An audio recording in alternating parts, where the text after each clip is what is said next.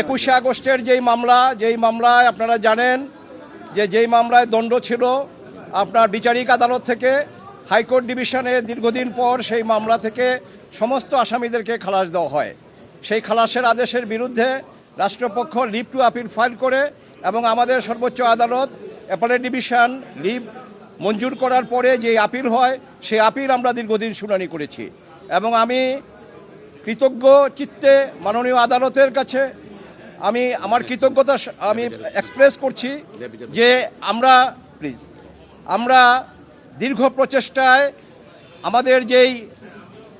আমাদের মধ্যে যা ছিল কিন্তু সেটা আজকে দূরীভূত হয়েছে। আমি বলবো আল্লাহ রাব্বুল আলামিনের কাছে শুকরিয়া এবং আজকে আপিল সরকার রাষ্ট্র কর্তৃক আনিত সমস্ত আপিল এবং যে সমস্ত পিটিশন ছিল সবগুলো ডিসমিস হয়েছে, অর্থাৎ হাইকোর্ট বিভাগের যেই রায় খালাসের যে রায় সেটা বহাল আছে। কাজেই আমি বলবো যে আমি গর্ব অনুভব করি আমার সুপ্রিম কোর্ট নিয়ে, আমার হাইকোর্ট বিভাগ এবং আমার অ্যাপেলেট ডিভিশন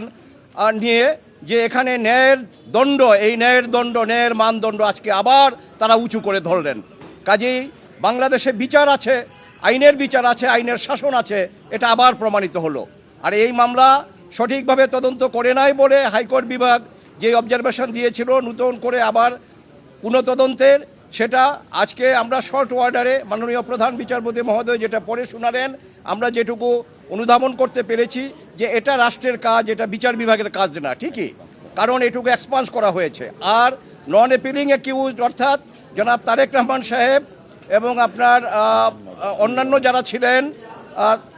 তারা যারা আপিল করতে পারেননি এবং যারা দেশে উপস্থিত ছিলেন না, তাদের বেলায়ও সেই খালাসের আদেশ যেটা হাইকোর্ট বলেছিলেন যে এই খালাসের আদেশ তাদের বেলা প্রযোজ্য হবে, এটাও আজকে আমাদের অ্যাপেলেট ডিভিশন থেকে এটা বহাল আছে। কাজেই আমরা বলতে পারি জনাব তারেক রহমান সাহেব সহ অন্যান্য যারা আছেন তারা এই মামলা থেকে বেকসুর খালাস এবং এই মামলায় আর কোনো সাজা কারো নাই। আমরা আবারও আল্লাহ রাব্বুল আলামিনের কাছে কৃতজ্ঞতা প্রকাশ করছি, শুকরগুজার করছি এবং আদালতের প্রতি আমরা কৃতজ্ঞ চিত্তে আদালতের এই রায়কে আমরা স্মরণ করছি। এবং আমি বাংলাদেশের একজন আইনজীবী হিসাবে আমার সুপ্রিম কোর্ট নিয়ে আমি গর্ব অনুভব করি যে আবার প্রমাণিত হলো যে আইনের শাসন আছে আর বিনা বিচারে অন্যায়ভাবে কাউকে ফাঁসি দেওয়া যাবে না, এটা আবার প্রতিষ্ঠিত হলো এবং এই ধারাবাহিকতা যেন বজায় রাখা থাকে।